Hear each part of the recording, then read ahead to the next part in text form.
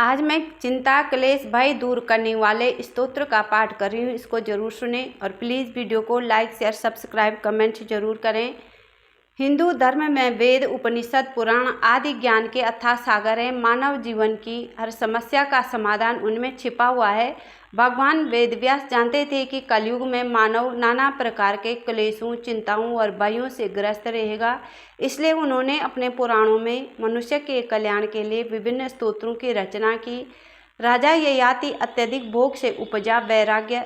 श्रीमद् भागवत के 9वें स्कंद के 18वें और 19वें अध्याय में राजा ययाति का वर्णन मिलता है।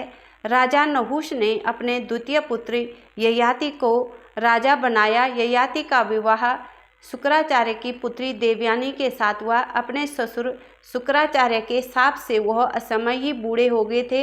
ययाति ने अपनी वृद्धावस्था अपने पुत्रों को देकर उनका यौवन प्राप्त करना चाहा, परंतु सभी पुत्रों ने मना कर दिया। उनके सबसे छोटे पुत्र पुरु ने उनका यौवन पिता को देकर उनका बुढ़ापा ले लिया। राजा ययाति 1 सहस्त्र वर्ष तक भोग लिप्सा में लिप्त रहे, किंतु उन्हें तृप्ति नहीं मिली। विषय वासना से तृप्ति न मिलने पर उन्हें उनसे घृणा हो गई और उन्होंने अपने पुत्र पुरु की युवावस्था वापस लौटाकर वैराग्य धारण कर लिया। ययाति को ज्ञान प्राप्त हुआ कि हमने भोग नहीं भोगे, बल्कि भोगों ने हमको भोगा है। विषयों की तृष्णा जीर्ण नहीं हुई है, हम ही जीर्ण हो गए। राजा ययाति ने अपनी प्रजा को क्लेशों से मुक्ति दिलाने के लिए क्लेशहर स्तोत्र की रचना की। अंत में गंभीर तपस्या से उन्होंने भगवान वासुदेव को प्राप्त कर लिया। भगवान केशव सबका क्लेश हरने वाले सबसे श्रेष्ठ आनंद रूप और परमार्थ तत्व हैं। उनका नाम रूप अमृत सब दोषों को दूर करने वाला है। राजा ययाति ने उस अमृत को यहीं लाकर सुलभ कर दिया। संसार के लोग इच्छानुसार उसका पालन करें। भगवान विष्णु की नाभि से कमल प्रकट हुआ है। उनके नेत्र कमल के समान सुंदर हैं। वे जगत के आधारभूत और महेश्वर हैं। उनका नाम रूप अमृत सब दोषों को दूर करने वाला है। राजा ययाति ने उस अमृत को यहीं लाकर सुलभ कर दिया। संसार के लोग इच्छानुसार उनका पालन करें। भगवान विष्णु पापों का नाश करके आनंद प्रदान करते हैं। वे दानवों और दैत्यों का संहार करने वाले हैं। उनका नाम रूप अमृत सब दोषों को दूर करने वाला है। राजा ययाति ने उस अमृत को यहीं लाकर सुलभ कर दिया। संसार के लोग इच्छानुसार उसका पालन करें। यज्ञ भगवान के अंगरूप हैं। उनके हाथ में सुदर्शन चक्र शोभा पाता है।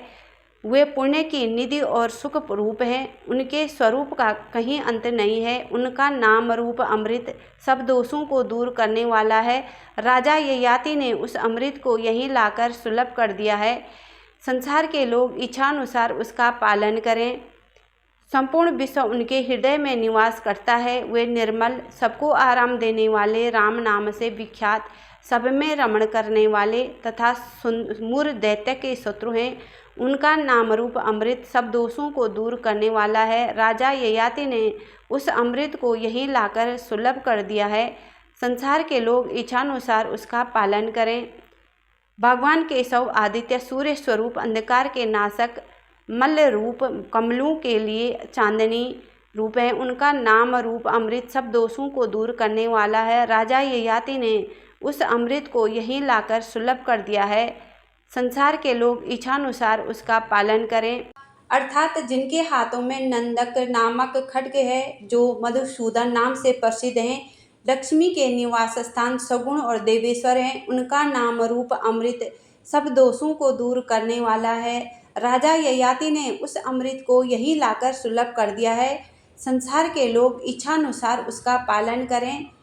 नामामृतं दोषहरं सुपुण्यामदित्यं यो माधव विष्णु भक्ता प्रभाते काले नियतो महात्मा स याति मुक्ति नहीं कारणम च है।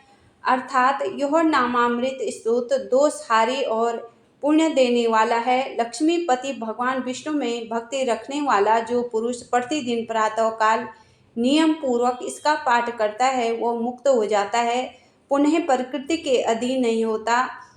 इस स्तोत्र का फल यह है कि भगवान श्री कृष्ण के इस नाम रूपी अमृत वाले स्तोत्र का श्रद्धापूर्वक पाठ करने से मनुष्य के दोषों और क्लेशों का नाश होकर पुण्य और भक्ति की प्राप्ति होती है। निष्काम भाव से यदि इस स्तोत्र का पाठ किया जाए तो मनुष्य मोक्ष का अधिकारी होता है, उसे मोक्ष की प्राप्ति होती है।